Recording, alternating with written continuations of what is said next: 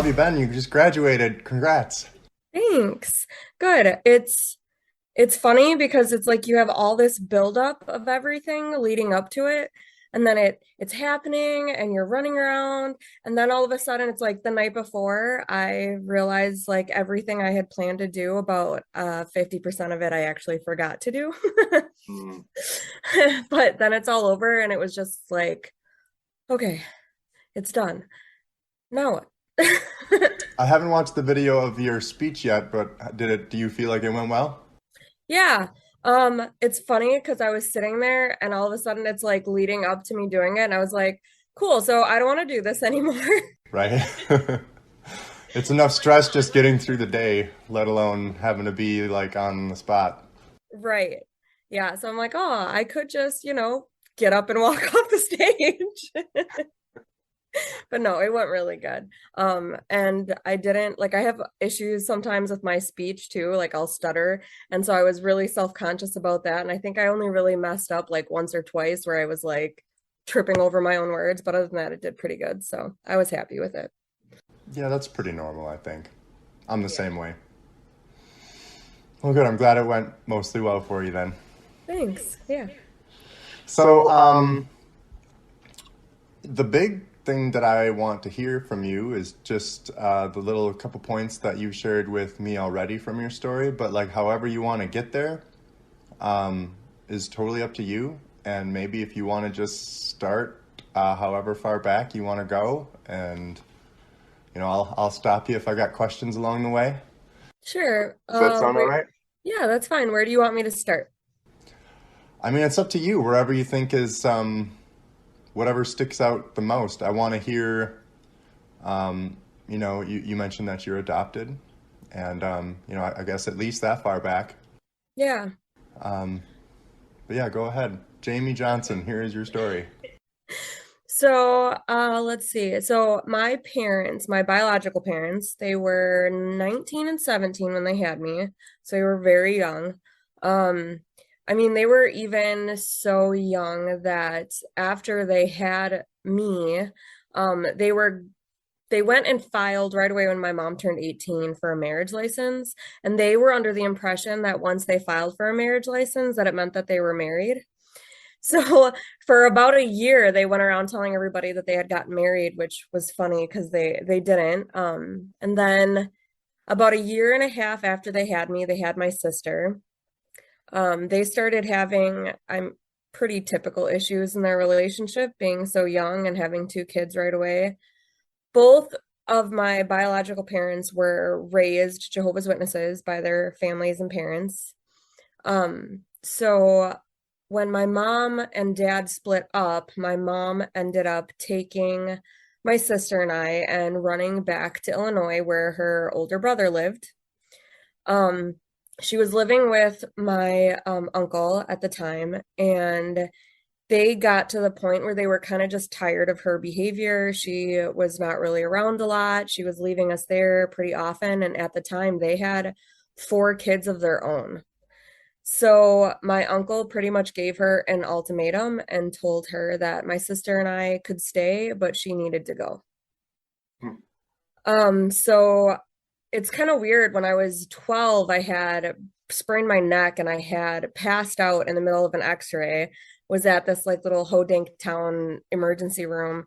And my memory that came in when I was blacked out was watching this lady who at the time I didn't really remember. I think I was 10, not 12. I was about 10. This lady I didn't remember.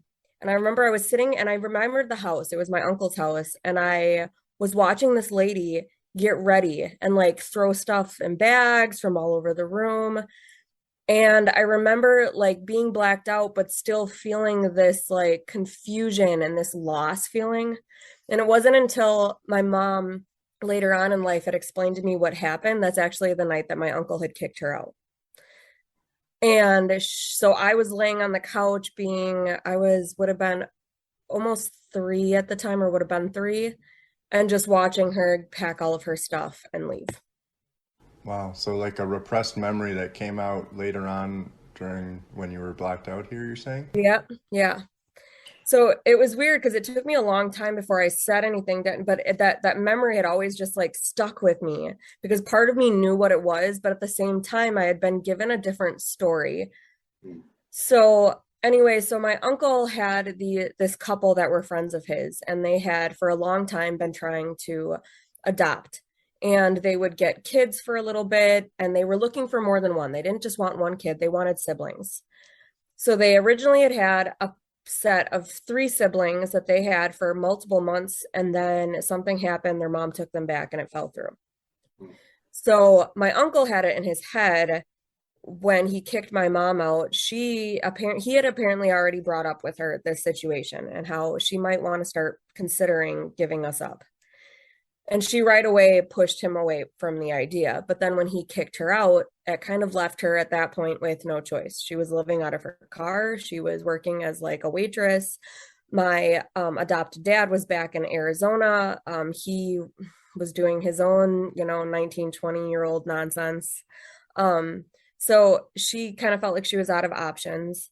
So the family at this time, my uncle, he's a Jehovah's Witness also, and so were the adoptive family that he wanted us to end up with. Well, he ended up calling my grandparents, my paternal grandparents in Arizona, telling them that they had come up with this great plan for us to be adopted by these complete strangers.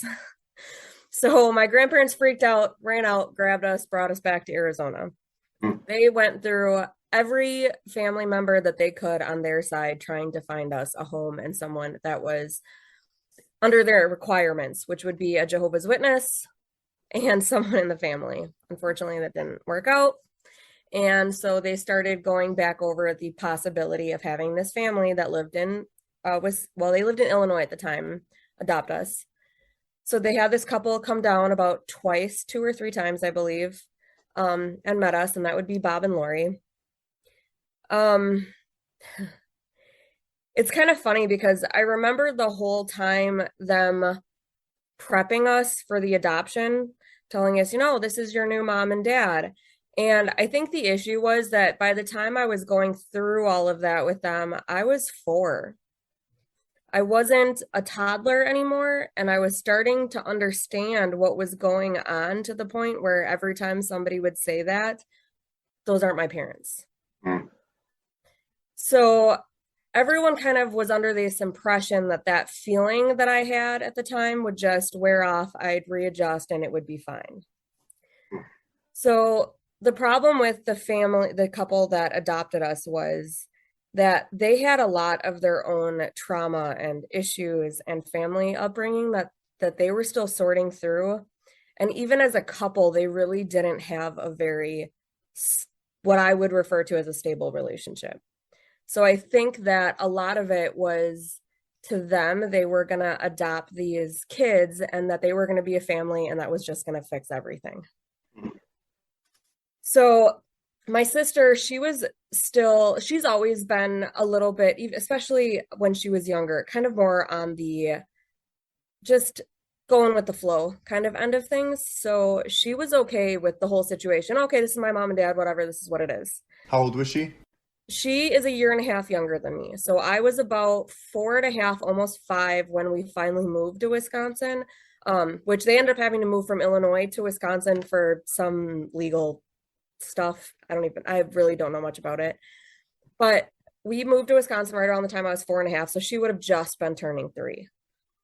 So she was pretty little yet. So she fell right into the groove of things and she was happy, and I was not. This was not my home. These were not my parents. This was especially not my mom. And so Lori, who struggled with her own paternal relationships, really expected to bring us home and be the mom. And I fought her on that hard.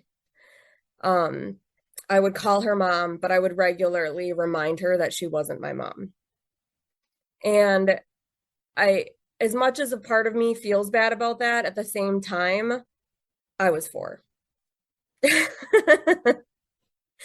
So her and I, from that point on, even past the adoption, past everything, her and I never had a good relationship at all. Desiree who's my sister, she was the one who was easier for her because she didn't give her much problems, and me on the other hand wanted her to prove herself to me. So that was where the adoption part of it went out. And I feel like us growing up, I was so curious about my biological family and I wanted so badly to still have attachments to them that the more that I pushed for that attachment, the more my adoptive parents tried to just not more or less destroy that attachment, but make it look like they wanted me to see that part of my life and those people that my adoptive parents as these like evil beings that I would have been totally messed up with if I had been with. So there was a lot of stories that would go around that ended up not being true later on in life, and just a lot of weirdness. So I always had a relationship with my paternal grandparents, the ones that live in Arizona. So we'd see them every couple of years. When I would go out there, I would get very brief little visits with my biological dad, and but I always knew who he was, and he was just always there. So I always knew about him, I knew who he was, and so I always felt a little bit of an attachment to him. But because of my refusal to let go of my mom, she was not allowed to have any contact. No, she was not allowed to see us. She was not allowed to write letters. We never saw pictures of her. We were not allowed any sort of, the idea was pretty much to cut off all of my memory towards her whatsoever and to just kind of build this bad taste in my mouth about her. They had told me that she had a baby shortly after me that passed away, tried to tell me that he had passed away because of starvation, because she didn't take care of her kids. Just, weird stories like that, that when you're a kid really aren't necessary. But the idea was to just break this bond that I couldn't let go of. So are you saying that you didn't verbalize as much of a desire to stay in contact with your dad, or maybe that it was already that you kind of had the relationship there with his parents, and so then you think that your adopted parents maybe allowed that a little bit more, whereas you did verbalize much more of a desire to have the relationship with your biological mother, and so you think for that reason they were more active in trying to cut that off. Is that Yeah. okay? What the latter, what you said. It Okay. seemed like I didn't have Bob would have been my adopted dad, and him and I really didn't have a hard time connecting. He was a lot easier, and I think he really tried to be more sympathetic towards it. More, he wanted to shower us with love, and but at the same time, he was very dependent on those stories too to try to get me to love his wife. Um, and the more that I fought her, the worse and worse things got with her. She struggled with her own very, she was extremely depressed and she was extremely physically abusive, which was more or less towards me than it was towards my sister. And a lot of that, I think, played into the fact that I just didn't want her to be my mom. And so I was not, her and I just could not find a good way to be together. I don't have any positive memories with her whatsoever. It was just like always walking into war with her. It didn't matter if we were doing something good together, it didn't matter what the mood was. I wanted nothing to do with that. And she got to that point, and it it was kind of just turned from her trying to force me to want her to be my mom to her not caring anymore if I did or not. And she was just going to let it be what it was. Okay. So, do you think that, because on the one hand, I can see how it would be very difficult for people who want to adopt if that relationship with the biological parents is still around, because it's like a threat to the attachment that they're trying to build. But on the other hand, it does seem like the the healthiest approach would be to say, we're here for you, but we're also, that door is open, barring any like blatant, just like physical, concerns, like if the other parent is super unhealthy and, a threat physically, I guess, or even emotionally to the child, but still leaving that door open. Maybe it seems like a better approach to kind of still foster that idea of having that attachment with your biological parents if it ever comes around, and not having such a tight grip where it almost sounds like it turns into disdain after a while, to where she just kind of threw up her arms or whatever, or resented you even a little bit for it. Oh yeah, and she definitely did. And that's her and I at one point were able to have a conversation with it when I became an adult, or I'm sorry, about it when I became an adult and I started having my own kids. And in the best way that she could, kind of had told me that she had wished that she had gone about things differently. And to me, that was the closest thing that I was ever going to get to an apology of how things went down. And I just took it for what it was.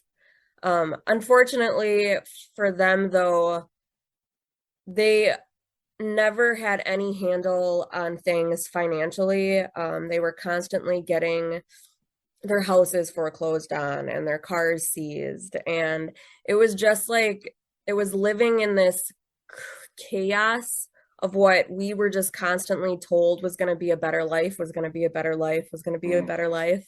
And it got to the point where once I became old enough to see the kind of life that we were living, it was to the point where it was just like, it's okay if it didn't work out the way you planned, but we can't pretend that it's anything other than what it is. Mm. And so I had a really hard time with them. Once my sister and I got to the ages where we were able to work, um, I think I was 12 when I finally stood up to my mom. I said something, I mouthed off at her about something, and she did this thing where she would chase after me to strike me, to whatever it was that she was going to do. And for a long time, I would just take it, because a lot of times if I ran, it meant that at any point in her coming after me, if my sister were to be in the way, my sister would be the next one that would get it then. So I was better off staying where I was and taking it, because it meant that she wasn't getting it. Or if Desiree did something that I knew was going to blow up, I would say that it was me. It would just became this like knee-jerk reaction to take the blame, because it's better if it's me than it is if it's her. Took a protective role on the. Yeah. Yep. And so that's kind of where that went. And then so there was one day in particular, it was the last time she ever came after me. My dad was on some business trip, which always was when she was at her absolute worst. And she made some comment to me. She knew there was a boy that I liked, and I had tried on this dress. And she had said, that dress is a pretty dress, but it doesn't look pretty on you. And I remember standing there, and normally those kind of strikes out of her mouth would really crush me. But I remember that in that very moment, it hit my brain that she's doing this because of her and not because of me. And I looked at her and I said, I'm sorry, you can't wear this dress. And that was an instant come at me. And I remember diving off, and she came after me. And I remember I was literally in a corner and I was going like this. And I stopped and I stood up, because at that time I was taller than her. I was 13. And I remember thinking to myself, what are you doing? And I looked at her and I said, if you put your hands on me, I will call the cops. And she stopped and just stared at me and stormed downstairs. And I remember listening to her call my dad and say, do you know what your daughter just said to me? And his exact words were, then don't touch her. And I remember thinking, is it over? Is this it? Like, am I finally done with this? And that was the last time she ever came at me. And I remember feeling kind of relieved at that point, but then at that point, it went from being then more physical to just more verbal of what can we do now to tear me down in a different way. So, shortly after that, I got a job. I started working at McDonald's. And that's when they were already having horrible issues financially. Just, it was endless. And so she decided that, well, because I had a job now, that anything that I wanted or I needed to figure out a way to pay for it. So at 14, I was paying for all my own clothes. I was paying for pitching in for groceries and doing stuff like that. That then progressed over the next few years to my dad deciding he was going to work for himself. Um, my mom at that point had never had a job. She had never worked a job outside of the home ever. So both parents were at home without jobs and without income, and we were about to lose our house. So I was 16. I was still working for McDonald's. Because we were homeschooled, um, I could work more on papers.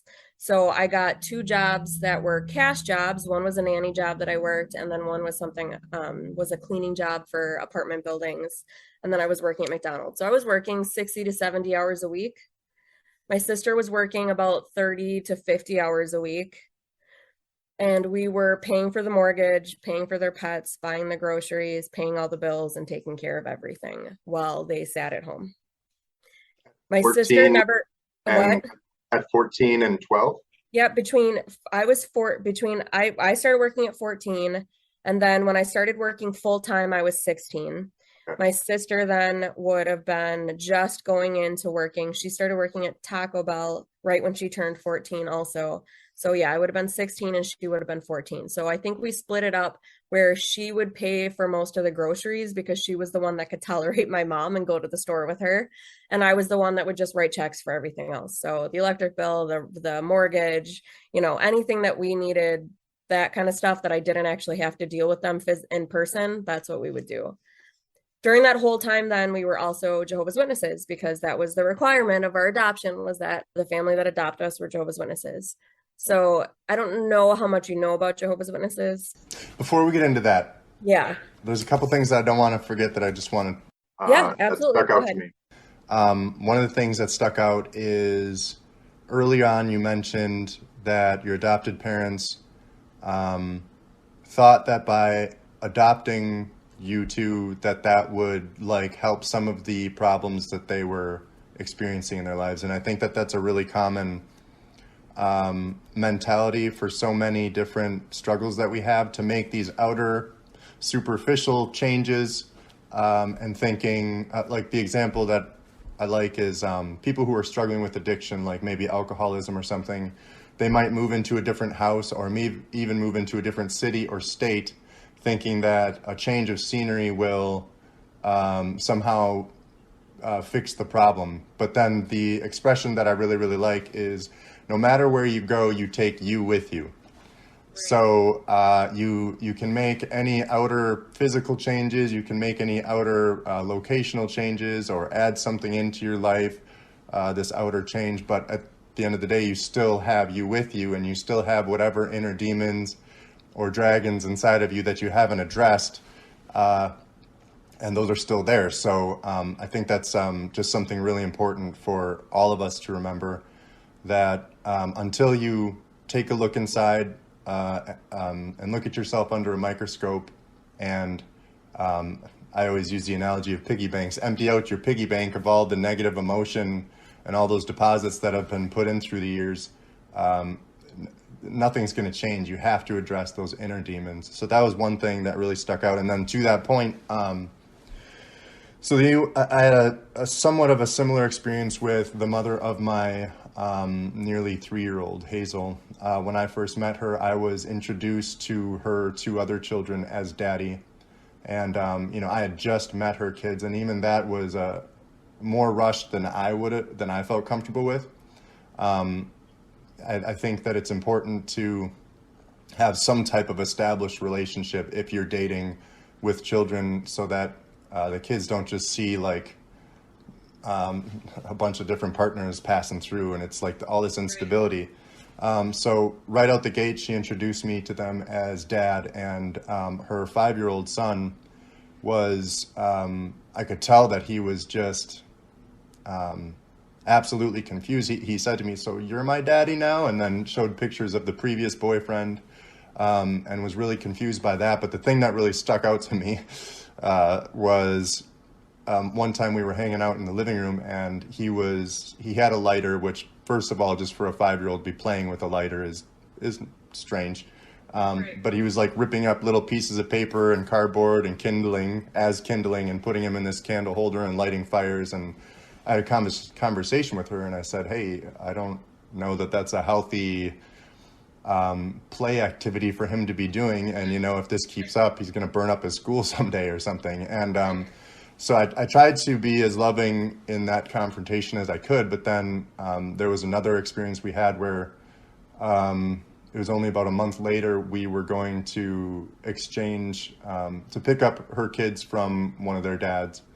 And she actually went in and we had met at a gas station, and she bought him a lighter at the gas station as a 5-year-old, as like a toy. And he gets back in the car, and his little 2-year-old sister at the time is sitting in her car seat, and he reaches over and he's like lighting the lighter. Like, I'm like, "Hey, he's going to light his sister on fire. This is super not okay." And I think that some of that pyro fixation is possibly a little bit, from some of the studying that I've done on it, is feeling a lack of control in life. It's like I don't have any control here, and so this is something that I control, and it's also like an element of destruction.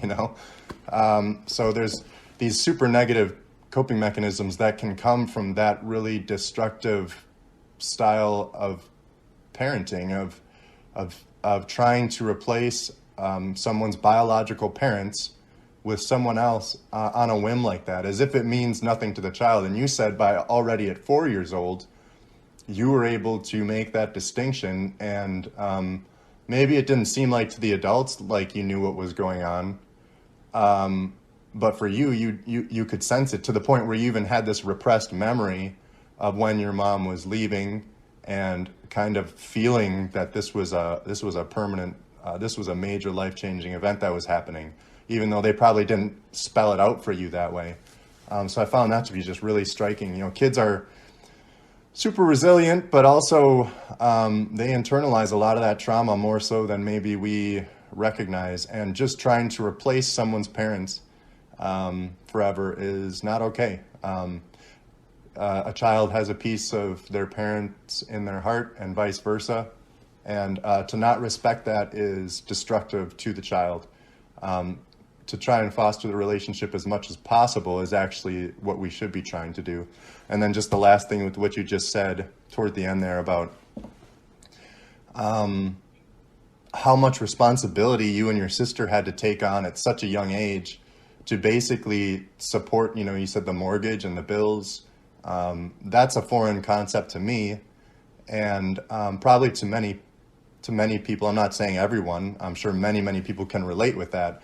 But the reason I'm touching on that is, when kids go to school and they might be struggling with something and maybe looking like they have symptoms of like attention deficit or something like that, or are struggling behaviorally or academically, to assume that we know that it's their fault or whatever. It's not to take into account all the different household lifestyle situations that could be going on. Like, I can't even imagine how hard it must have been for you to still succeed academically and with your relationships at school or with your teachers or whatever, when you're working, like you said, like 60 hours a week at 14 to 16, and not just for yourself, but like the house depends on it. That's immense pressure.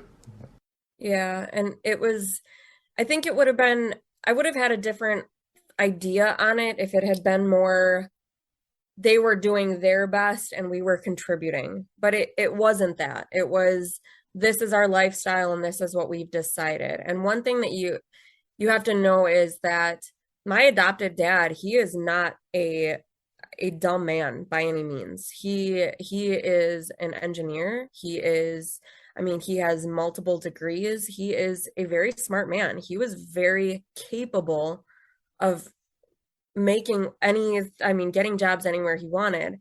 But his biggest constraint was his wife because she needed him as a crutch. And so he would get these jobs, but they wanted him to, do monthly business trips that would be 4 or 5 days. She couldn't handle that. She could not be by herself for 4 or 5 days. And she especially could not raise two children by herself for 4 or 5 days. Mm. And it really just spiraled into this like hole where she wouldn't work, but he wanted to work for himself where he could customize to her schedule and what she needed.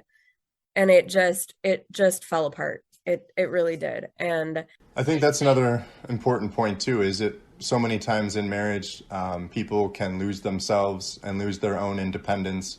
And I think that marriage works best when you both still have your independence, you're both still able to be your own autonomous people, but then you make agreements and you make decisions on how things are going to be split up, but it's not like you said, where you have to lean on that person and lose yourself to that. yeah. And he just, I think he craved so badly for her to try to help her find happiness that he gave up a lot of his own happiness. He had to give up a lot of how he wanted to do things and how he thought things should be in order to protect her even. Because we were kids and we started homeschooling at I would have been in the fourth grade. Was the last year I was in school in a public school setting. The problem with that was that in order to homeschool your kids, you have to be prepared to homeschool your kids. My adopted mom had never graduated high school. She got married when she was 16 to my dad. So she was in no place to homeschool two children. She could not do it. So from about fourth grade to about eighth grade, both my sister and I really don't remember doing much actual homeschooling. I remember occasionally getting like workbooks that you can get at the store where you would fill out, your pages and stuff, but it wasn't being homeschooled. So when we moved to Fond du Lac, I was 13, and I remember pushing really hard to go back to school. And I remember telling them that like I am about to enter high school. I don't want to do this at home anymore. I'm not going to be able to finish this. So they allowed me to go through these whims of testing to see and my dad's argument was if I could get into where he felt I was, which was 2 grades ahead, which was ridiculous, that he would allow me to go back to public school. When they tested me, I was about 2 grades behind. So he said, no, well, then you need to stay. Then you need to stay home and we need to, because that's not where you're at. They're not right. They don't know what they're talking about. Wow. So I decided then at that point, I was working my own job and I started doing research online for online high schools. Because that was something that a lady at the high school talked to me about while she was doing my testing, because she could sense already my reasons behind wanting to go back to public school. She caught on to that pretty quick. So she said, even if this doesn't go the way you want it, she started telling me there are schools that you have to pay money for though. And that's when I was like, oh yeah, okay. But that ended up being my push where I said, okay, and I let them know this is what I'm going to be doing. I'll be making the payments on it, but I'm going to get a high school diploma. Good for And that you. was the end of it. So I ended up that's part of the reason why I was working so much too, is I was paying $230 a month to go to high school. And I mean, you're talking 15, I'm not going to date myself, a long time ago. That's incredible. So I was like, I'm going to do this. Unfortunately for my sister, she wasn't given that as much. It wasn't until I was almost done. And it was funny too, because by the time I signed up for this, I would have been 16. So I should have been 2 years from graduation. However, at that point, I had never done any high school work whatsoever. So when I started, I was starting from ninth grade, even though I was 16. And I said, nope, I'm going to get this done. I'm going to get it done now. So I buried into it and I finished high school in 17 months. Wow. Yeah. That's incredible, Jamie. Wow, you're a rock star for that. Holy cow. And I also want to say the moment that you, I forgot to say this earlier, the moment that you had that standoff with your mom in your dress, Yeah. one of the things that I've learned is oftentimes, and you nailed it on the head, which is perfect, but when people are ridiculing you, so often that is, I've heard the term narcissistic projection. That's one of the ones that people throw around a lot is, oh, you're a narcissist. And so often when people are volunteering that at you, throwing that arrow at you, they're projecting from their own insecurity. And it's so awesome that you were able to not only identify that in the moment, but just like throw that arrow right back at her, and she had nothing to do, hit her square between the eyes, and you took your power back in that moment. And so to that end, I think when kids, sometimes parents can get stuck in that trap, and they think, oh, we're going to have this control forever, but they forget, hey, these kids are going to grow up, and all these things that they've been harboring and all these things internalizing over the years, it is going to come back to bite you. So, I mean, watch out. And in your case, that was certainly the case. You grew up and, like you said, you were taller than her. You could look her in the eyes finally. And also, you were smarter and more resourceful. You're incredibly resourceful to be paying for your way through high school like that. Good grief. I feel like a schmuck now. No. Well, and that whole situation was crazy too because I ended up agreeing to pay for half of my sister's high school too, which they kept telling me I didn't need to do. They do it, they do it. So she got through a little bit of it before they stopped paying on it. And she didn't care about it as much as I did. She went a different route than I did. And it's not until more recently that she started realizing that was she kind of she did more of the blocking things out as I did more of the what do you say? How do you say it? Departmentalizing or whatever, just piecing it all, taking it apart, trying to understand it. And I've always been one that tries to pick people apart. I want to know why you do things the way that you do. And there are certain things that I can pick out, whether it be stories that I'm being told about your past or situations, or I meet people in your life and I'm like, okay, this makes sense. So as much as I resented, because I don't any longer, but as much as I resented a lot of her and I's relationship, I knew where it came from. Hmm. I knew why she was the way that she was. And it came to the point where, as an adult, I just had to accept that about her. I didn't have to allow it to affect me anymore. I didn't have to allow her to be present anymore. I didn't have to allow any of it anymore. But I accepted it, and that is just who she is as a person. And I couldn't expect anything more than her from her because it just wasn't going to happen. You're talking about your sister right now? No, I sorry. I Okay. switched from my sister to my Okay. mom. Got it. Yeah. Just Yeah. wanted to hear. So the same I mean I guess the same can be said for my sister too. She is her own person.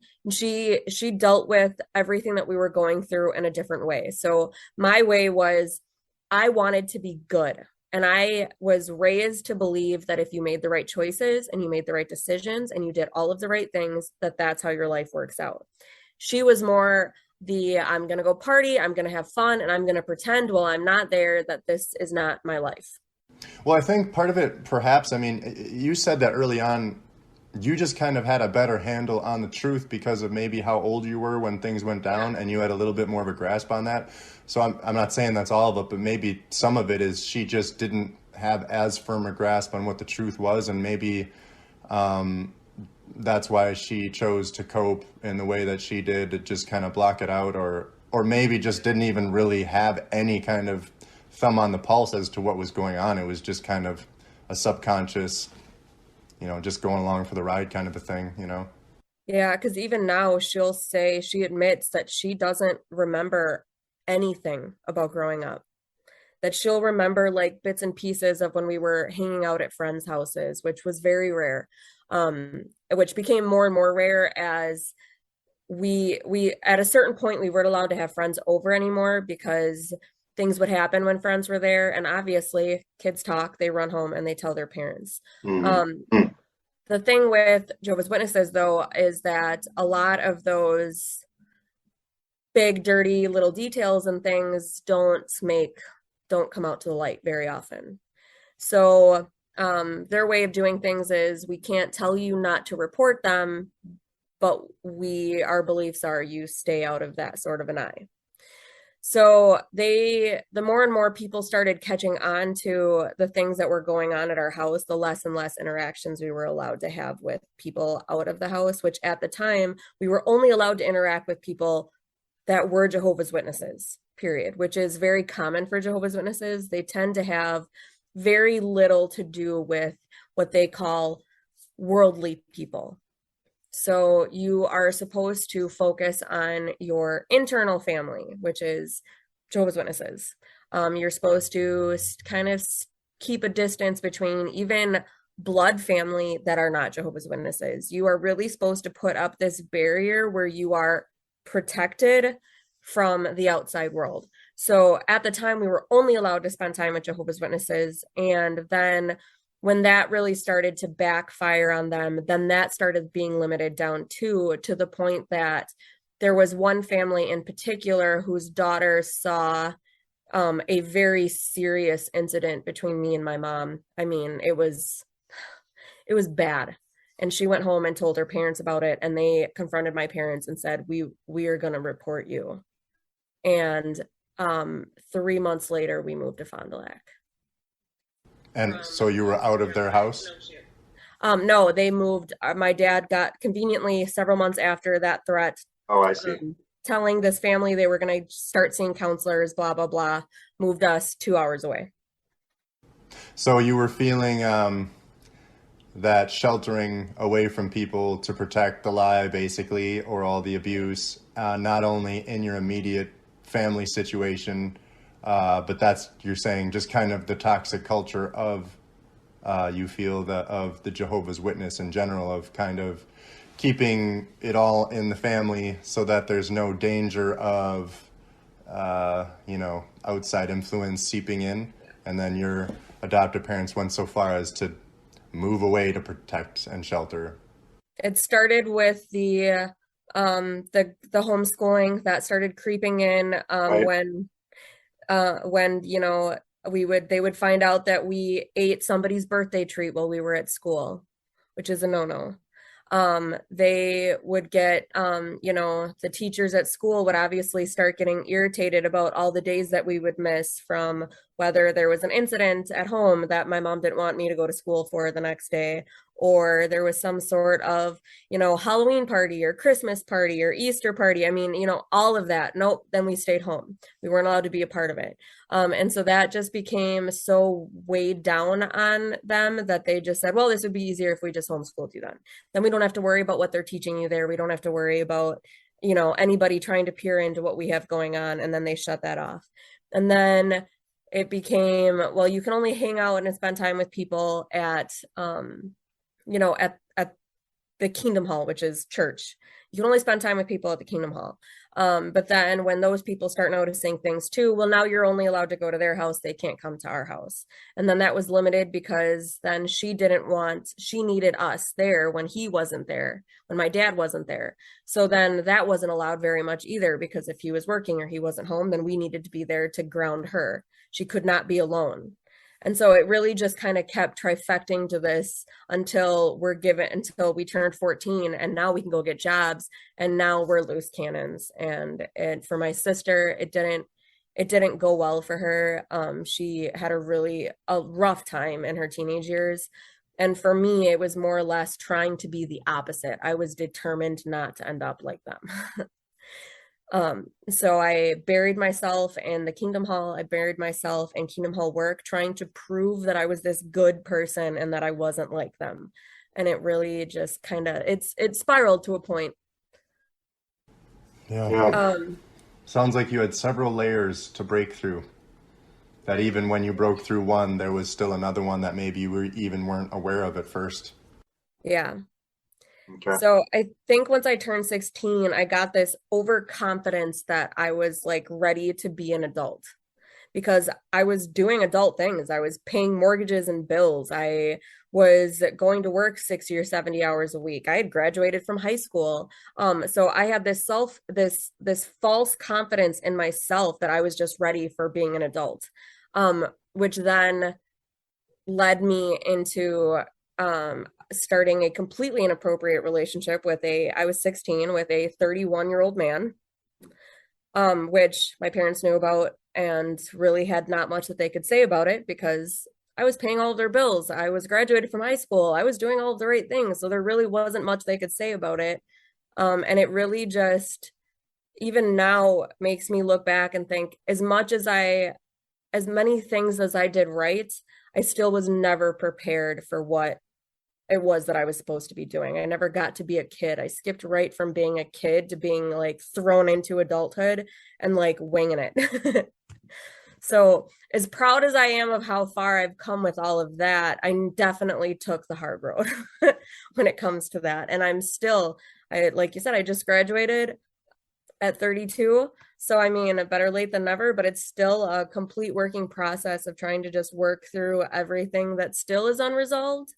And so every time I feel like, all right, you know what, I can finally put this to rest, I can move on from this part of my life, then it's like, oh, cool, there's this other thing now. I've got to figure out how to work through this too. So it definitely comes in layers. Do you have any ideas why you maybe were attracted to someone so much older than you? Um, I think I saw him as an escape. Okay. I knew that he had a good job. He owned his own house. And really, if we're going to be total honest, I was 16 and he had quite the mentality of a 16-year-old. Mm. He wanted to party, he wanted to play, he wanted to hang out and watch movies. He was fine hanging out with a group of me and my 16, 17, 18-year-old friends. I mean, being 32 now, I cannot wrap my head around that whatsoever. But later on in our marriage, he started abusing drugs really heavily and really had his own path that he ended up taking, which really screwed up both of our lives for a really long time. And he's still trying to figure that out. He's still, I mean, he is 15, he's 47 years old and he is struggling. He still cannot quite get a grip on it either. And it's another one of those things where he has his own battles he needs to pick. And I can't resent him for those things anymore either. I can just expect from him what I know I'm gonna get, and that's all I can do for him. So that ended pretty poorly too, which I don't even need to go into that. It ended pretty typical of a abusive relationship with, add drug addiction and all the rest of it to do. And I was 18. I had no idea what I was doing at that point in life. So it's definitely layers to it that still have to work through.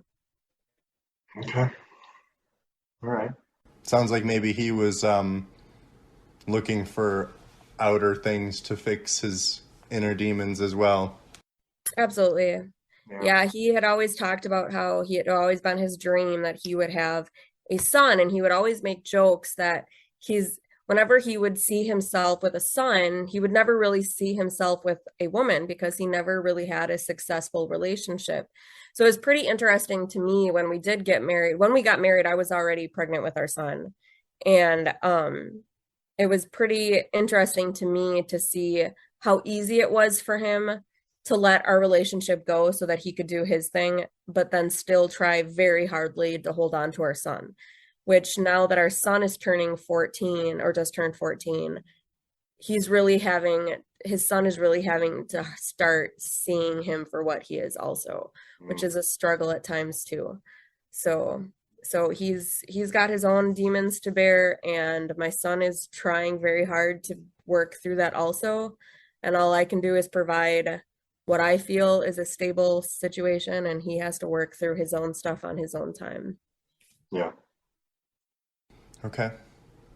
Do you have anywhere else to go right now? Otherwise, I do have a couple questions about growing up Jehovah's Witness.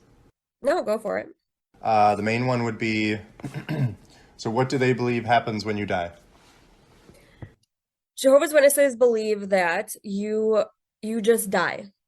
That you don't go to heaven, you don't go to hell. that once you die, you just die, and that uh,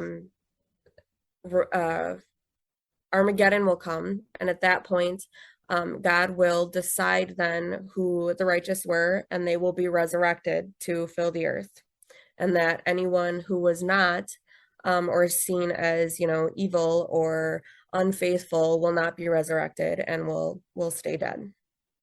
So annihilated, basically? Is that Yeah. the like Yep. just Wiped from the earth, I believe is the term that they use.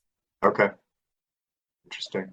I had never really wrapped my mind around that concept until this year, actually, with someone else that I was talking to, and they said, "Well, why is it so hard to understand? It's like before you were born. You don't remember existing then." Right. I guess the one thing that it seems weird to me because, like,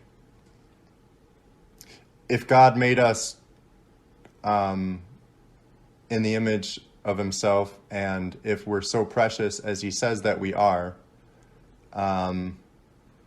annihilation doesn't make sense to me from that perspective. It seems like you're just kind of like trash. And so in that sense, because I was debating with someone the difference between annihilation versus eternal torment, because there are many passages in the Bible that seem to speak more to if someone chooses not to be in the presence of God forever and chooses hell, so to speak, that they'll be in eternal torment. But it was interesting to me, I will say, that when I looked at a lot of those passages, I can understand how people could come up with the teaching of annihilation. But there is one specifically in Revelation that for me kind of makes it all fall apart. And I don't remember the reference off the top of my head, but just that it does seem like it diminishes our specialness, our preciousness, to just all of a sudden not exist anymore. I don't know. That's just my own personal take on it. The one thing that I wanted to say too that I found kind of interesting is you said there was really this element of control, of not wanting to let people be influenced at all by the outside world. And to me, that seems pretty opposite too when I think about, so you grew up with like the story of Adam and Eve and the Bible, right? It's interesting how our Heavenly Father did not shelter us at all. So, hey, there's that tree, don't eat of that tree, but it's right there. So if they wanted to, they could go. And so he has kind of the opposite approach. It's like, this is sort of a controversial way of thinking about it, but I've almost thought of this life as it's like a safe space to explore evil, so to speak. Like we're allowed to go and touch all the hot burners in life and learn, oh yeah, that's hot. I didn't like how that went. But we're not sheltered from it. God allows that. It's like, have at it. See how you like it. I'm telling you that this is what I think is the right way to, not what I think, this is the right way to live. And those aren't just like arbitrary rules given like, oh, for his jollies or whatever. It's like, no, this is what's going to lead to the most joy in your life, but also make it so that we can live in harmony with each other and all live. But then, even though he says that's what it is, allows us to go and come to the end of ourselves, I guess, to practice that free will, to exercise, like to follow through on our curiosity. And I think carrying that on to being a parent, like I think the more you try and clamp down and shelter kids, and I mean, you spoke to this a little bit, is I think it almost makes more curiosity and more rebellion to where you're going to find a way, because we're very creative, determined creatures. And so I think having that mentality that says, okay, this is the way, this is how you should do things, but allowing for that freedom still, I guess. Yeah. Yeah, and it's crazy to me because I think so I'm obviously shunned these from Jehovah's Witnesses. I am no longer with that religion whatsoever. I chose that after once my husband and I separated, because they everything that I was raised to believe about this religion and how they were there for you and they help you through your problems. And the elders of this religion were your backbone. I had to call them over to tell, and I had been speaking with some of the ones. I was living in Milwaukee at the time with my husband. I was speaking to them on the fact that I had found his stash in my house. Had told them that he would start becoming extremely physically violent. I mean, they came over, and my son, who was 2 at the time, walked them around the house and showed them, he was going to show them around the house, but he showed them the holes he had punched in the wall and said, Daddy says that that's because he missed mommy's face. These elders then proceeded to sit down with me and my husband and talk, and specifically told him that I had been telling them what he was up to, that I had told them that he was becoming physically violent. I had told him, and he, of course, obviously denied it. And then they left. What did you think was going to happen by walking into someone's house, throwing out all of their dirty laundry, and then saying, okay, well, you said you didn't do it. All right. And walking out and leaving. So that escalated, and within a couple of months, my son and I had left. But I had always been under the impression that this religion was built on helping you and saving you and being there for you. And then it came to that point where I realized that so many things had gone wrong in my life, and they weren't there. They weren't protecting me. They weren't saving me. And it was almost to the point where if you don't agree with them, they will either fight with you or they will punish you. So if you disagree with what they're saying and you start showing apostate qualities, which is a term that they use very regularly, which just pretty much means that you are anti that religion and that you are trying to destroy the religion. So that makes you an apostate. So if you believe something differently than what they believe, you're an apostate. If you were once a Jehovah's Witness, you were taught the truth now, and you don't believe that anymore, you don't go along with it anymore, now you're an apostate. So you're started to get this, I hate using this word, but this brainwashing from early on in your life where you can't have friends outside of the Kingdom Hall because all of those people aren't going to make it through Armageddon. So it's pointless to have relationships with people that aren't going to live through Armageddon anyway. So now imagine being an 8-year-old and going to school and having friends at school, but having to constantly tell yourself you're not supposed to be friends with them. You can't be friends with them because 1, your parents don't want you to, and 2, they're going to die in this fiery Armageddon that could come at any time. To me, that's insane. I can't imagine my children going through every day at school thinking I can't be friends with any of these people because they're all going to die. That's crazy to me. And so that was one thing that growing up I really had a hard time with them. And then you only marry in Jehovah's Witnesses, you only court Jehovah's Witnesses, you only, do outside activities with Jehovah's Witnesses. It's just everything was just so impacted in this circle. And anytime that you started, researching other religions. And it's funny because if you talk to a Jehovah's Witness, like an elder that's a Jehovah's Witness, they'll tell you that we do research and we do talk about other religions.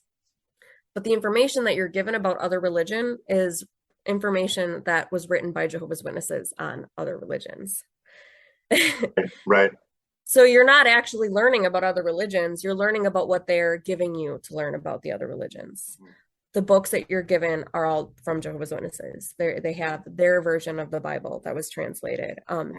All of this is all in this circle, and you don't leave that circle. And the second that you do, anything that you do that is deemed a sin, if you're baptized, even if you're not baptized, you lose privileges, which through Jehovah's Witnesses is the door-to-door work.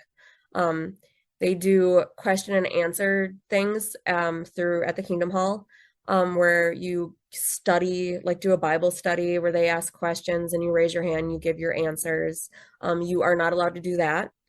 And then they make public announcements in front of the entire congregation that you have been that pretty much just telling them that you've been in trouble and that have shown that you are repentant and working towards repentance in Wow. front of the entire congregation.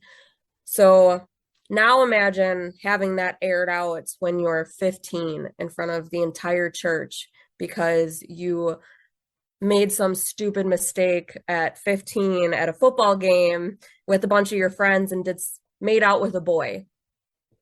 And then your parents found out about it and told the elders. So instead of the elders telling the entire congregation what happened, they stand up in front of the entire congregation and say that you've been reproved. This person has been reproved and are working towards repentance. Wow. So did you grow up believing in Jesus? Huh? Did you grow up believing in Jesus? Yes. Jehovah's Witnesses believe Jesus is God's son. Okay. I asked that because so churches start out, people who say they believe the same thing, different families, they come together and they say, hey, we believe the same things. We should worship together and encourage each other. And that's a good thing. God says, wherever two or more come together in my name, there I am with them. So that's great. But then unfortunately, what happens is it becomes an institution. And within that institution, the people, the elders and they establish this kind of government or hierarchy. And that's where I've seen, in my own life too, I can definitely relate to many parts of what you said, of feeling kind of just like abandoned, like a piece of trash, honestly, is, when I remember it was like the last 2 or 3 baptisms that we had at my former church that they make a promise to the baby.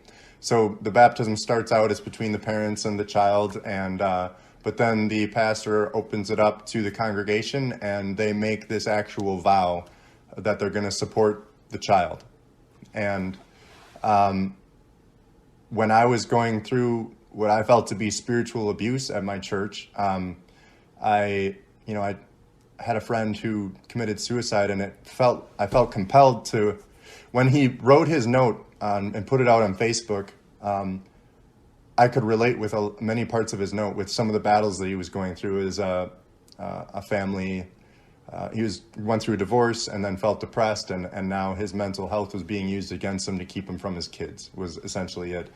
And when I read it, it impacted me so much because I could relate with that. And then I felt guilty because I was like, man, if he only knew that I was there too, maybe he wouldn't have felt so alone, and maybe he would have not taken his life. So I thought, I want to be as open and honest about the struggles I'm going through, because I thought maybe if someone else is going through the same thing or anything remotely similar, that if they're in that dark place, that they'll think twice about doing it. And so I remember the week before I was going to release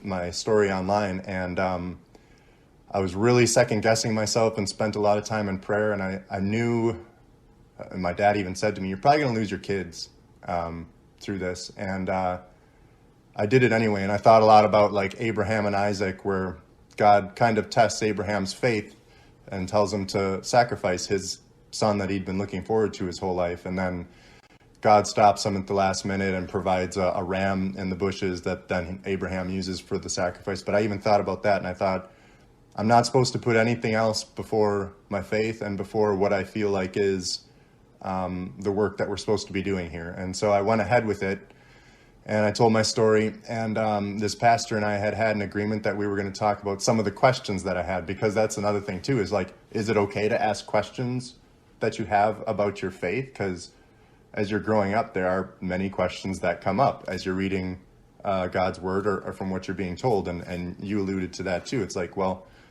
I feel like you should be able to have an open forum to ask questions, because I feel like the best way that we all stumble towards a greater version of the truth is by talking and sharing where we're at, and then we kind of help correct each other, and it helps us formalize that path. And rather than allow me to ask those questions, his answer after me telling the story of my life in response to my friend's suicide and to try and witness my faith in Christ was to shut me out and to silence me. And so I asked him, hey, why'd you do this? And he had no explanation for it. And so then every behavior has an antecedent. And you said you always try to figure out why people are doing things, I'm the same way, because there's a reason for it. People don't just do things, especially something as drastic as that. And when he didn't have any answers for it, then I'm like caught trying to put the pieces together like a detective. And it was pretty glaringly obvious, and I won't go into all that, but then they made me go through this like chain of command, basically, almost like a military like thing, right? Okay, talk to the circuit pastor, it's called. Talk to him. Didn't get anywhere there. Talk to the board of elders. Well, I was allowed at one of the meetings, but not all of the rest. I was like sheltered out of the conversation that was about me. And I went through the whole thing and tried to be as faithful as I could. But as I'm going through it alone, feeling more and more depressed and isolated. Plus, I did lose my kids in response to me, self-medicating in response to that spiritual abuse that I felt. And that came after he did what he did. But where I'm getting to with this is, after I tried to stay as faithful as I could to address that snake that I was feeling in my life, then it became a dragon because, when you silence someone and you don't have those conversations, I come from the Lutheran faith, and Martin Luther is known for making a public statement about the grievances that he had with the Catholic Church. And so it was at the point where I had been silenced by the leadership at every turn, every recourse that they told me to go through. They just pushed me further and further out. And it's like, well, what else can I do then here? Well, maybe I reach out to my brothers and sisters from this so-called family, the people that made a vow to help out and support me in the dark times. And, I had some people, a handful of people reach out from that church family, but honestly, I felt more of God's love from people outside of the church. You're one of them, but certainly many others.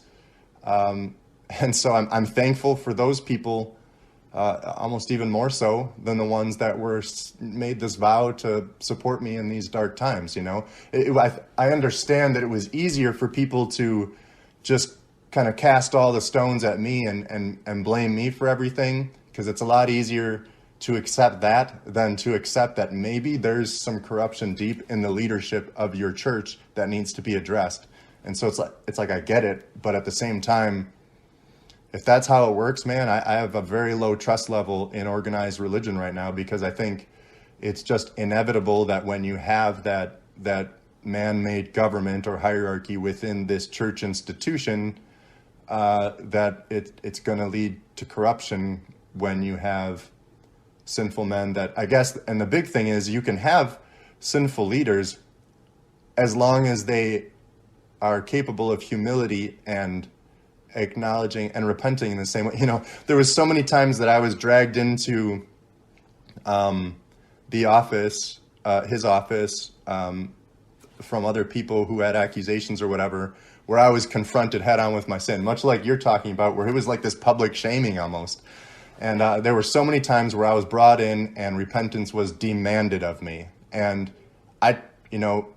most of those times, with the exception of one where they were demanding that I take drug tests as a volunteer, they said, unless you take a drug test, you can't volunteer to sing in the stuff anymore. I'm like, well, hold on a second.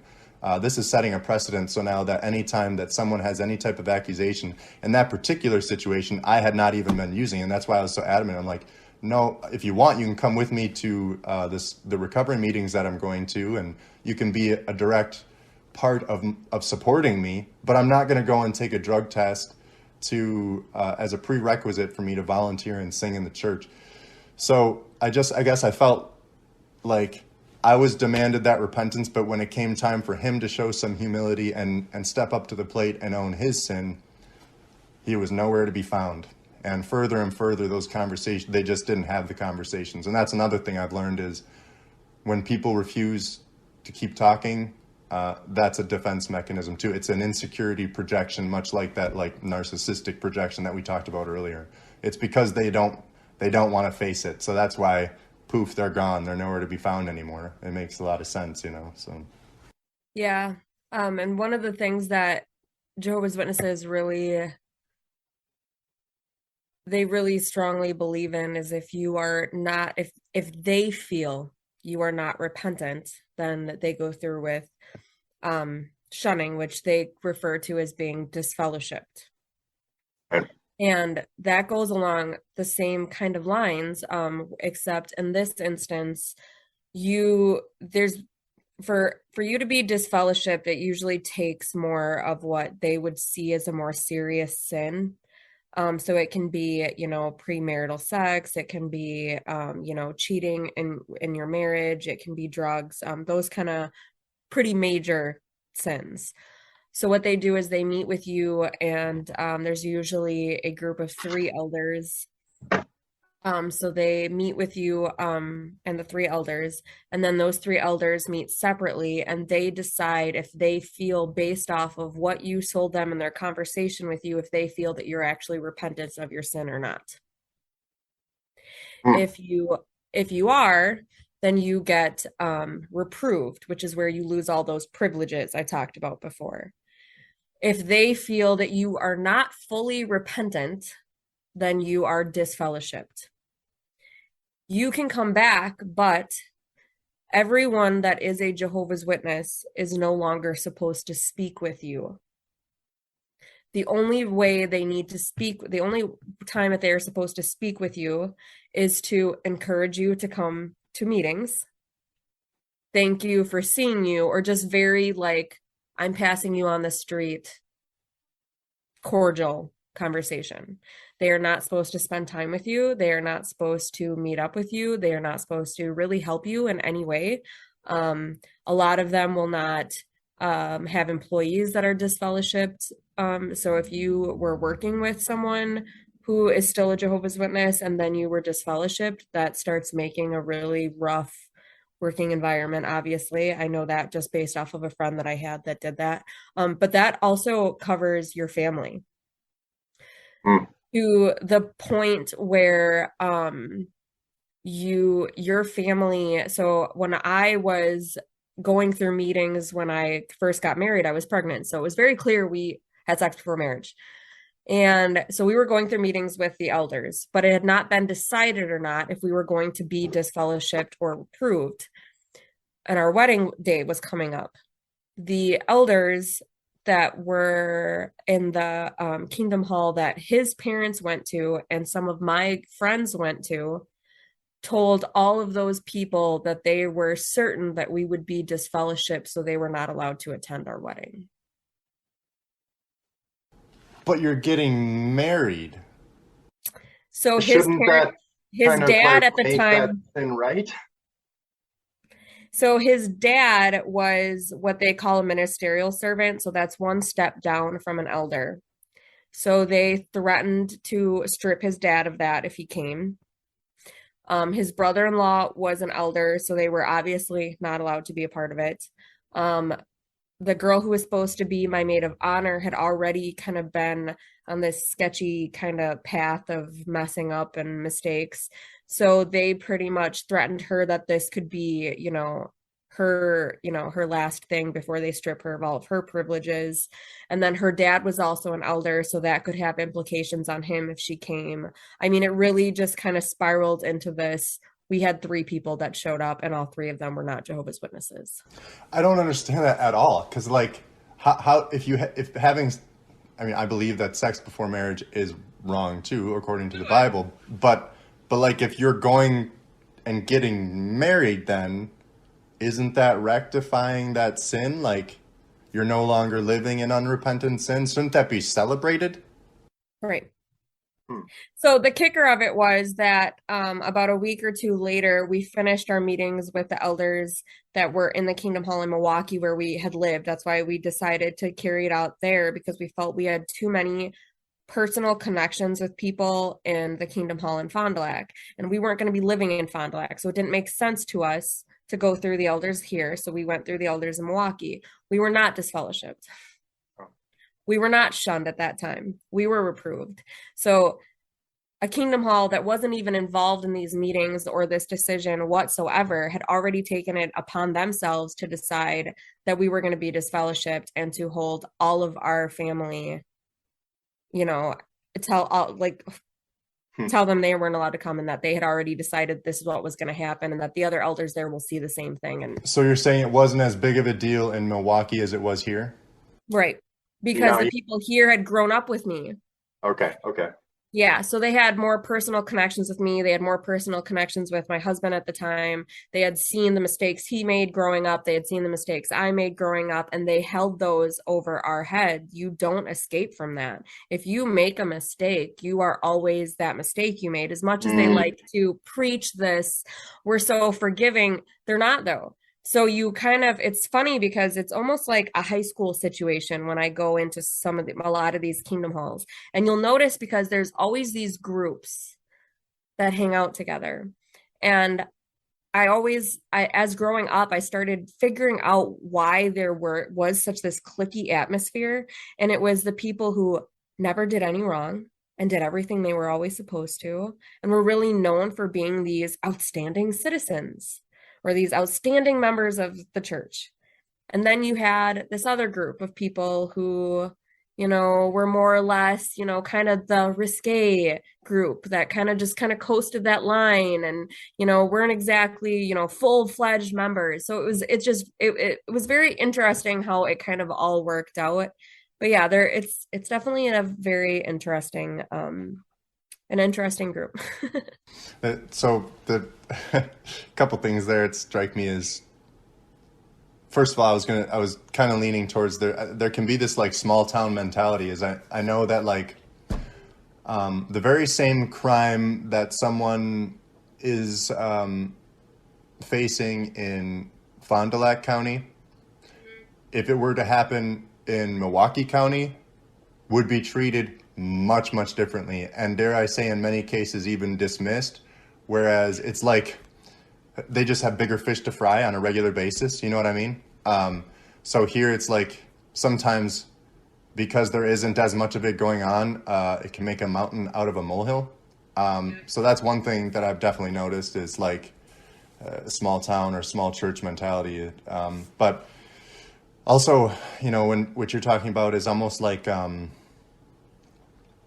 going back to that sort of projection and holding you, you said keeping you in that place, almost labeling you as you're just bad, a fundamentally broken person that's not capable of ever learning and growing and not emphasizing forgiveness. There's this parable of the unforgiving servant, someone who owed a smaller debt to someone and they were forgiven for that, and then they turn around and owes a huge debt to someone else and they're forgiven for that, and then they turn around with someone else that owes them a very small debt and they just like condemn them and don't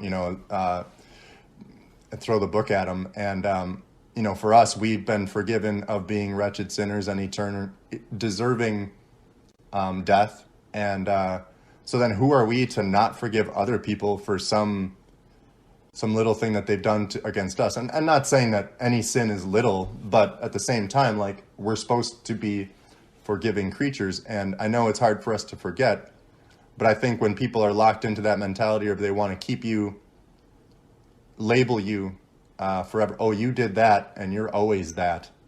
Someone who struggles with addiction, labeling them forever an addict, you're just a criminal junkie. Or someone who's struggled with sexual sins, oh, that's just who you are, rather than, no, maybe you're still you, and maybe there's a lot of reasons that led you to struggle with that sin, and maybe we can support you through that and help you grow and love you through it.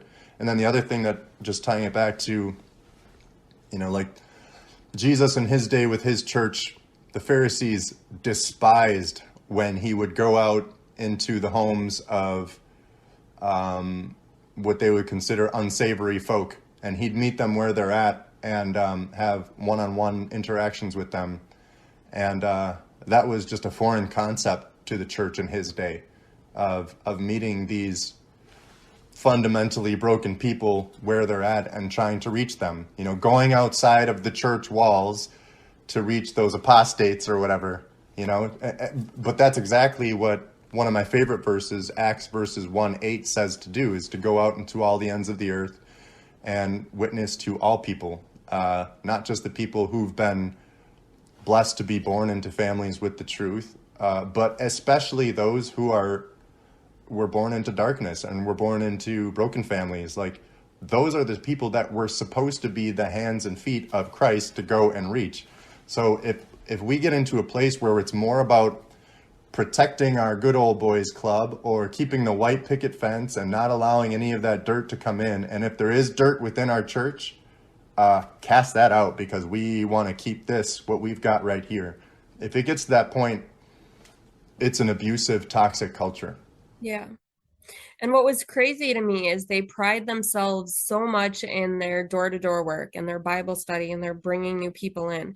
And if you look at their numbers, they do bring in a lot of people. And I know that over the last few years it has slowed down quite a bit, but they do bring in. I don't think people realize how large Jehovah's Witnesses are. Just a few years ago, they rented out the entire Brewer Stadium for what they call a district convention, which is half the state of Wisconsin, and they filled the Brewer Stadium. So I think that it's crazy to me because they bring people in, they pride themselves in bringing people in. But I've watched a lot of, even on a personal level, because my family had, my adopted parents had started Bible study with some of our neighbors, and they brought them in, and they became Jehovah's Witnesses. And it didn't take very long for them coming in, from them getting baptized, for them really becoming a part of this, for them to suddenly realize that once they hit that point of baptism, that friendly, that come join us, we love you, there's so much love here, all of a sudden kind of trickled down. And now it's, well, yeah, but you're always going to be one of the new people. You're always going to be a past worldly person. You're never going to actually fully be one of them. And I watched that happen with multiple families growing up. And that's why it had always like confused me. Like, how do you get so many people to join? And to me, it was like they targeted people that were really having struggles in life, which makes sense, because a lot of people that are looking for religion and are looking for, for a change in religion are usually because they're in a bad place. So these Jehovah's Witnesses, they'll bring you in, they'll open up their arms, they're, come and we're forgiving and we're loving and we're this great happy family. And then you join and you get baptized, and all of a sudden, okay, good, now you're here, you sit here, now we move on. Okay, so that's another really important point is it a numbers game? I don't know. Right. So, like, on the flip side of what I was just saying about outreach and evangelism, yeah, I think there's a huge danger in when the focus is so much on bringing in new people to grow and grow and grow. And it's like, because that's a sign of health in a church, is like, oh, look at how much we're growing. But then if that, are you still there? Yes. Okay. But if that mentality of growth, if all your focus is on the new people, and then once they're in and your own people that have been there, and now you're not supporting the group that you have, that you've promised to support, if all of the emphasis is only on growth and bringing new numbers in and not on supporting the current flock that you have, that's really toxic too. Right. Yeah. The family that we brought in, they will always have a special place with me, but they were our neighbors growing up, and they had 3 children in the time that we knew them. And he was a recovering alcoholic who grew up in a very abusive alcoholic home. And she lived in Mexico and grew up in a very hard situation also. And when they found each other, he was still not sober. And in his eyes, one last thing before I drink myself to death is to give this, cute Mexican chick, her citizenship, and that's going to be what their relationship was. And then they got married and they started having kids, and all of a sudden it was, well, now we're actually going to do this. And he tried to get clean and he got sober and he still just could not find peace with his life. And then they found my parents. And it was always weird to me that my parents, who did not have a very well functioning relationship, at least from, an insider's view, an outsider's view would totally tell you differently. But an inside the home view would tell you that this was not a stable relationship. But they would go and give marriage counseling to the couple next door that were having, very similar problems that they were having. But so they kind of crutched along. They were in a better place. Their family started being happier. And then it was almost as if you could see that shift right away after they were baptized and they were there and they were in the church. That shift turned upside down. And the one thing that the husband still, they are no longer together. They ended things very badly shortly after that. She ran off with his kids and he ran in the opposite direction. And, but he will even say to this day, I believed that being a part of this religion meant that I was always going to have help. And that was the trap. He goes, because the second that we needed them, they didn't have time to help us anymore. And he said that that was the false context, I guess, that he believed that they were going to just have this consistent support. And then we moved to Fond du Lac to escape our own drama that was ensuing there. And so they were kind of left on their own. And that's one of the things that I think really give me a really poor taste in my mouth with Jehovah's Witnesses, is that they really put out this loving atmosphere, this truth, this, this wanting to live this great Christian, peaceful life. But anything that shows that it's not going that way, they don't want any part of anymore. And so that's one of the things that really left a bitter taste with my mouth, is that I did all of the right things. And I would make my little mistakes along the way, but I would correct them and I would go out and do even bigger and better things. But when it really came down to it, that I needed help, that I was lost, or that I had questions, or I was struggling, it was, we can only give you this little bit. And if that doesn't work, sorry, I don't know, until you figure it out. Well, I mean, yeah, how can you trust someone, again, after, opening yourself up to struggles?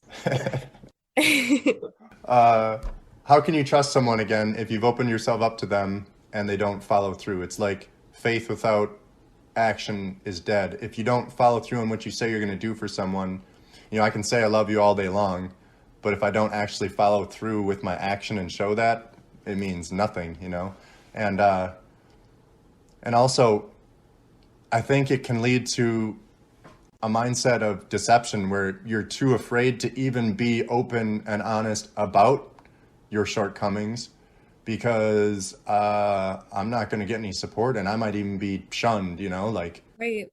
And that's the thing. And they hold that over you too. And the thing is, when you grow up a Jehovah's Witness, all of your friends are Jehovah's Witnesses. All of your family are Jehovah's Witnesses. Right. They hold this thing over you, which is, if you mess up, you lose everything. You lose everything. So some of the most important people in my life that I grew up thinking these were my people, I don't talk to. They walk past me at the grocery store like they don't even know who I am. People that I've known for even my own grandparents that were, as far as I was concerned, well, not my grandparents, my grandma, but to me, growing up, she walked on water. That woman was and she has nothing to do with me anymore. My aunts, my uncles, anyone that is a part of that keeps you at a distance. You lost your support system. You lost your family. You lose your friends. Right. And if you grew up Jehovah's Witness, that's all you had. Right. So you're now in this like crazy world that you were not prepared for because you were so sheltered and you have no one. So they know that fear is real. And so it's crazy to me that it's funny because I know so many Jehovah's Witnesses that go through the motions, but I know live completely separate lives. That if they had found out, if the church finds out about that, or the Kingdom Hall finds out about that they'll be disfellowshipped. they will be shunned, but they live that perfectly disconnected life because if they found out, they would lose everything. Right. That's where the parable of the Good Samaritan I have related with so much over the last year, to the point where I had written a chunk of songs for this project I'm working on, and there's one song that's called "We Are One" that I put out a while back, and that wasn't a part of the original project. But as I went through this experience that I had, where I felt basically shunned by my former church, this music just kind of poured out of me, and then the concept to do the music video around the parable of the Good Samaritan. So in that story, there's a guy who's beaten up and broken and bruised on the side of the road, naked, left for dead, attacked by robbers, and two people walk by that are from his church, or from the church, and when they see him in his broken state, they choose to go and walk around on the other side of the road, kind of shunning him. And it's not until a Good Samaritan, who is kind of like an outsider to the church, an apostate, maybe you could say, he comes and sees him and helps him out. And I have felt that in my own life. If it wasn't well, first of all, when I asked them to come and talk about the situation on my podcast, their response was to file a no trespassing order with the police. So I made a public post and asked them, hey, if you want to come and talk about this and tell me I'm wrong, I'll put out the whole unedited video because I got nothing to hide. And I think to keep me from coming to Bible class and opening my big mouth anymore, they said, oh, now you're not even allowed to step on the grounds, even though I've never made any threats or been engaged in any criminal activity there or anything like that. Like, it's just ridiculous. And to me, it's such a telltale sign of they're afraid. They are afraid, not of me physically or anything like that, but they're feeling the guilt of their sin, and they don't want to have the threat of me talking about it in Bible study. So now they've taken their baptized, confirmed son of the congregation and completely exiled me to protect themselves. And they're doing it in the guise of protection. That's what they're telling other people there. Oh, we need to protect you from him. It's completely ridiculous. But so, I've definitely seen that where people will shun you. So it's not even just at the church, but like online with social media. A lot of people who used to engage with my stuff, they're gone. They're gone, and it's funny. I had to get a completely separate Facebook account when I was shunned because it was just like, I can't post anything I'd want to post. And everyone on my list was Jehovah's Witnesses. So it was like, I just have to start over. So I literally just had to shut that account down and open a completely new one. And that's what it was. It was just starting over. Like, nope, these people no longer exist anymore in my world. And it's sad. And it's sad that they were ever allowed that power to begin with. They shouldn't have ever had that power. They should not have that power. And that's one thing that my biological mom and I got really close for a while. And then she decided to go back to being a Jehovah's Witness. And one of the last conversations that her and one about this situation, because I hear from her very briefly every once in a while. But the last real serious conversation that we had, I asked her, I said, and it's more funny because I've actually been a Jehovah's Witness longer than she was. So she would start talking to me after I was shunned. She started talking to me in this way once she decided to go back, like she was explaining things to me. And I'm just like, oh, but I know how that works. I did that too. Longer than you did. So I asked her once, I said, what makes you think that if this is the way that you are treating me, if this is the second time that you are leaving me, that you are walking away from me in my lifetime, what makes you think that action is going to make me think, oh, you know what? You're right.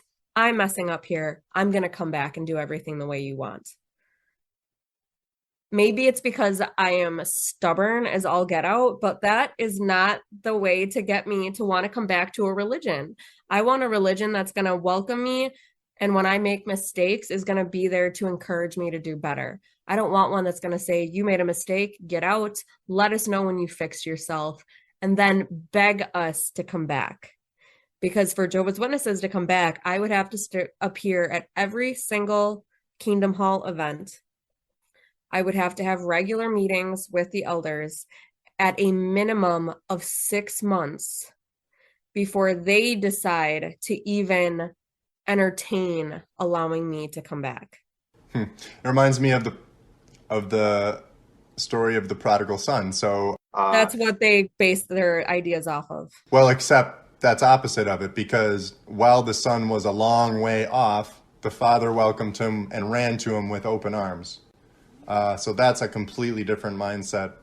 And There, that's how they try to make it sound, though. They try to make it sound like that's what they're doing. And so when you talk with any of them about why it is that they do the disfellowshipping, they will tell you that that's where they got that idea from, was because you have to cut people off and keep them out until they are ready to come back. So that's their general thinking, is that if you're making mistakes that are toxic for the congregation and toxic for yourself and your family, that they have to remove you, and then when you see your wrongs, you'll come back and they will, quote, welcome you with open arms.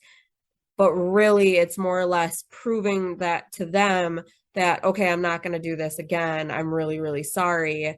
And just, you have to write a letter, you have to go to these meetings. I mean, it's begging them to come back, and they have to know, and they have to believe. So it doesn't matter anything that you're actually doing. They have to believe that you are really repentant and you really want to come back and you're going to do things their way. Yeah, that was kind of the interesting part, is it's still like a subjective decision, it sounds like, It is. that they're judging whether you're sincere or not, like trying to look in your heart and decide whether you're actually sorry, even if you're saying the words. So on the one hand, it is true that, like, so the example in the Garden of Eden is when Adam and Eve followed even the one snake and sinned, that the Father removed himself from their presence. Prior to that, it says he's walking in the garden in the cool of the day, and implying like a physical presence. And then he removes himself and says, it's only through Christ that you can come back to the Father, meaning through repentance, through acknowledging your sin, and then showing that new life. Like, because, it can be, some people can use grace as like this free ticket to keep on sinning. Like, oh, I'm sorry, but I'm not really doing anything or changing anything. But if you show those fruits of faith and show a new life, then that's how you can have that assurance there. But even still, if someone's saying they're sorry and I'm repentant, it's about progress, not perfection. We're not going to be automatically perfect and flipping out of it. There's going to be, like 2 steps forward, 1 step back, and allowing that same grace that we are all given in our brothers and sisters, as long as they're saying, okay, yeah, I did mess up, but now it's like that open arms is a long way off. While they're still sinful and still struggling, still embracing them and working through those challenges together. Because hugs over drugs, it's like I would much rather be in a community of people and feel supported that way, and that keeps me from sinking into myself or sinking into self-medicating or self-harming or feeling like I don't even want to live anymore. When you cast someone off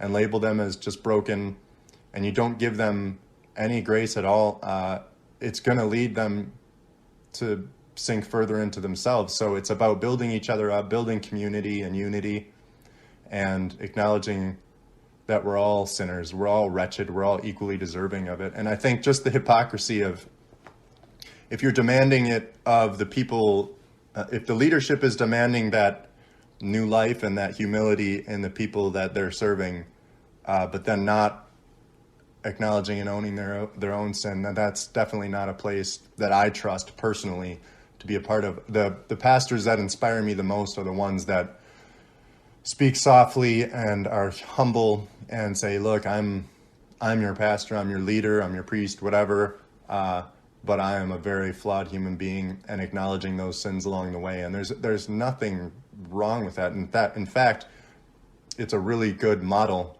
to present to the people that you're serving, you know, rather than this holier than thou kind of mentality. And I'm trying to be careful there, but admittedly, I am in a pretty, I'm still trying to heal. And at least until I have my kids back and until I've had some more time to heal, it's impossible for me to imagine opening myself up to another religion, family, and trusting them again. I know that you can't ever get trust back unless you kind of give it first and allow for those opportunities to happen. You have to take the risk in order to get the reward. But right now, I'm admittedly pretty scared of it all. Yeah. I think I have really kind of withdrawn, I think, from religion almost completely, to the point that I've noticed that I'm not instilling any sort of those things in my kids. And I think it's because it gave me such a disdain for so long. And so it's something that I'm working towards now. And I think that it's something that I've accepted in myself and my own beliefs, is that I've realized that I personally don't believe that we are meant to really fully understand everything. We're just not. If we were, we'd have full, complete function of our brains, and we don't. We only use like 20 or 30% of our brains. I really just have come to peace with the fact that just because I think I understand and I know and I believe in something doesn't mean that someone who has a different belief than I do is wrong. I don't have to agree with it, but it doesn't make me right and it doesn't make them wrong. So that's one thing that I will say that being a Jehovah's Witness has actually taught me, was because I think it has a lot to do with the fact that I grew up being told this is the right religion and everything else is wrong. Hmm. And so now I'm more or less on the side of things where I can believe what I want to believe, but I still don't know if I'm right. And this person can believe what they believe. And I think all of our beliefs are just based off of what we've been through and our journey. And there is no two people that have the exact same journey and know or believe the exact same things.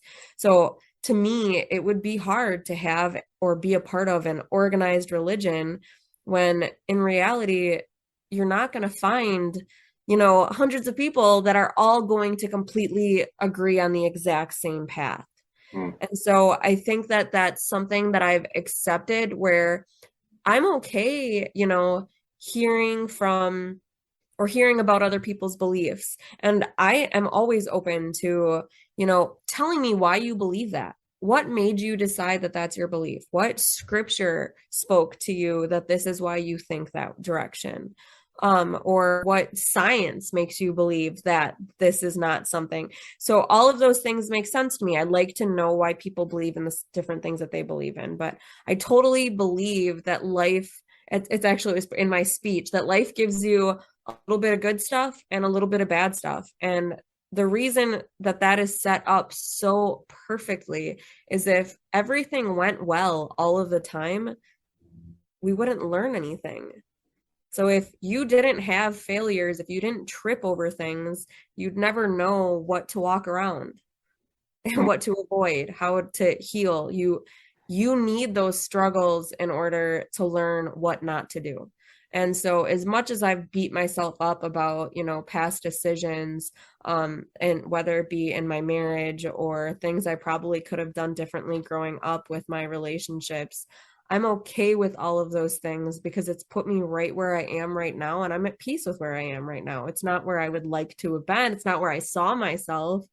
But I just have come to the understanding where I don't need an organized religion. I don't need religion to feel like I'm close to God, to feel like I have an understanding of God or why we're here. But at the same time, I do understand that sometimes having that circle or that, crutch, I guess you could say, or soft place to land is also helpful too at the same time. So I'm kind of in that weird in between, bad experience with what I know might also be helpful kind of a thing. Yeah, I think that's kind of what this podcast has all been about for me is exposing myself to other people's beliefs so that I can think critically and, like you said, listen. Okay, how did you get there? What's your reasoning for that? Maybe there's something that I haven't been taught. And it's like, how can you expect someone? Let's just say hypothetically, Jehovah's Witness has exactly right, okay, or that the Lutheran faith or the Catholic faith has it exactly right. How do you expect someone else who was raised outside of those walls to ever come to that place unless they have an open mentality? And so I think it is really important for all of us to keep an open mentality, or at least to be comfortable with asking those questions. Because again, I think we stumble towards the truth by being able to have that open dialogue. If we are forced to be silent and we just can't ask any questions, first of all, it's our curiosity will always drive us. But also, if you can't ask questions, how are you going to be able to learn and grow? And like you said, it's kind of going back to that touching the hot burner. Sometimes you have to touch the hot burner to realize, oh, that was painful. Sometimes you just have to experience it for yourself. And that's, again, what I think God is allowing in this life, so that as we're growing and maturing as newborn babies born into existence, where we're just kind of going around and suckling on everything and seeing, okay, what is everything all about?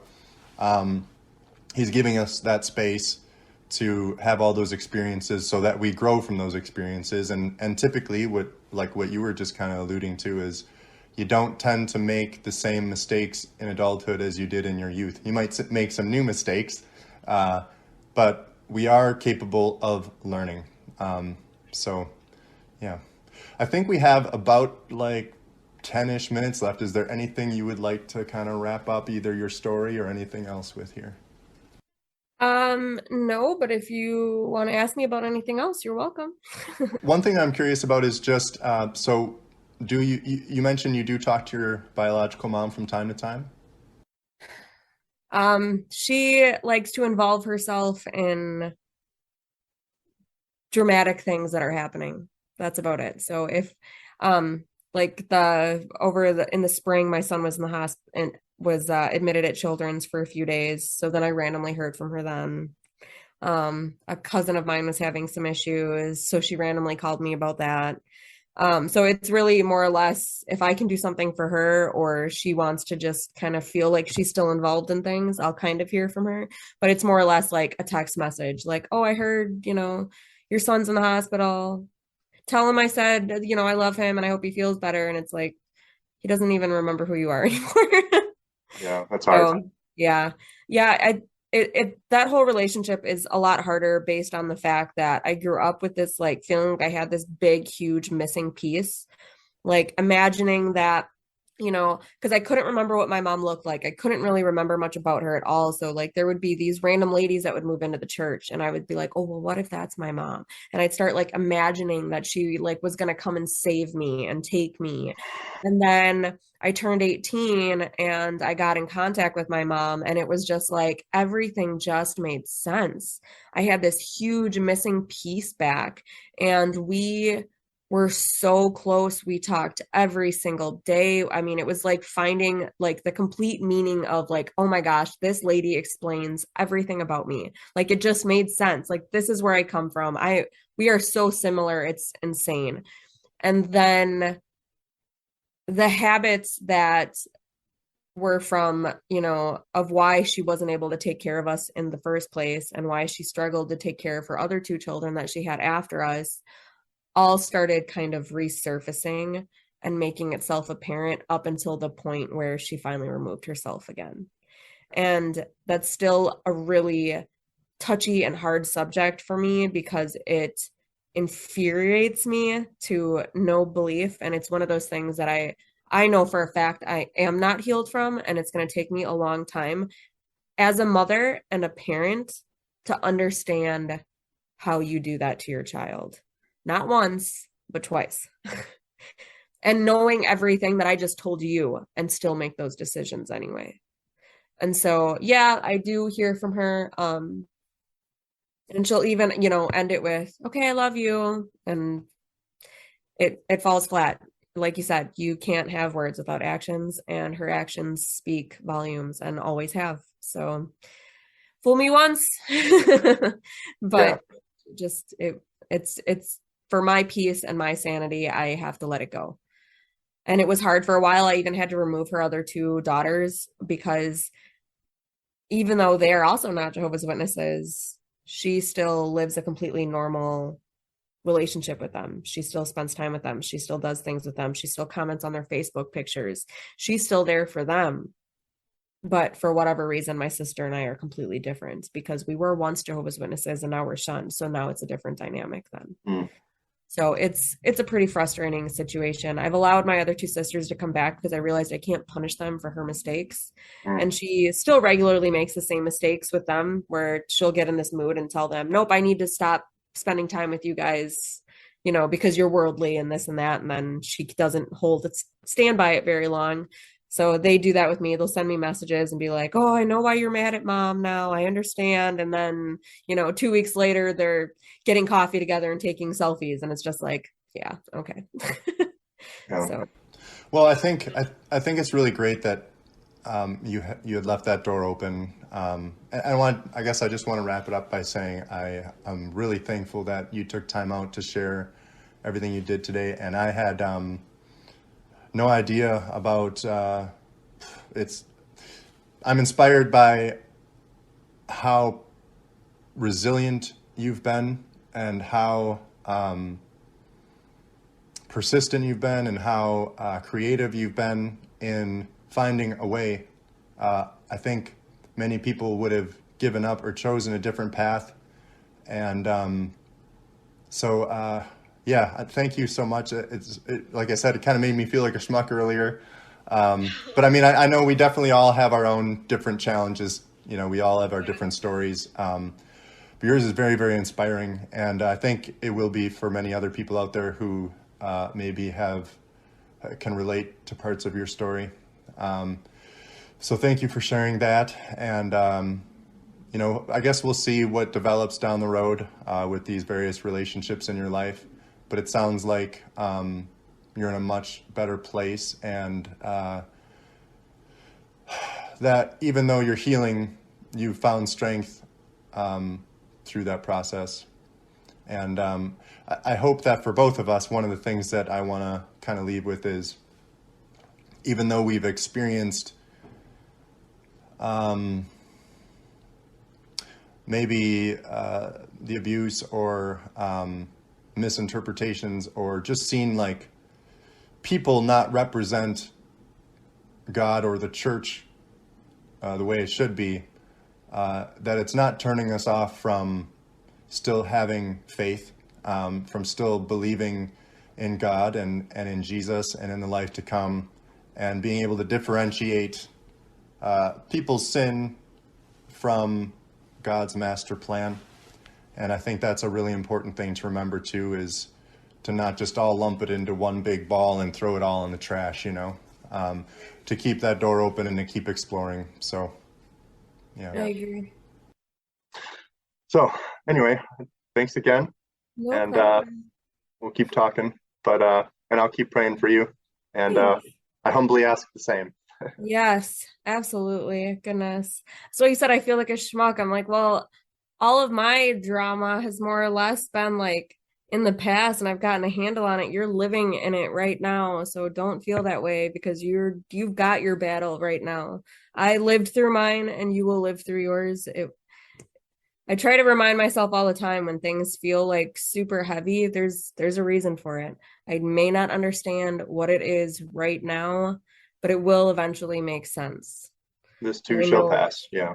I know it's hard and it sounds cheesy and you get tired of hearing the same thing from everybody when you're like, no, I just want to pour me right now. Just want a pity party. Let me throw my own party. It's my party and I can cry if I want to. Which you are also totally allowed to do. I know it gets tiring, everybody being like, you're strong and you can do it, but you are strong, you can do it. All of the other cheesy stuff that usually gets said. I appreciate that tremendously. Thank you very much. All right. All We'll right. talk to Take you care. later. Yeah. Yep. All right. Bye. Bye-bye. Thanks again. Yeah.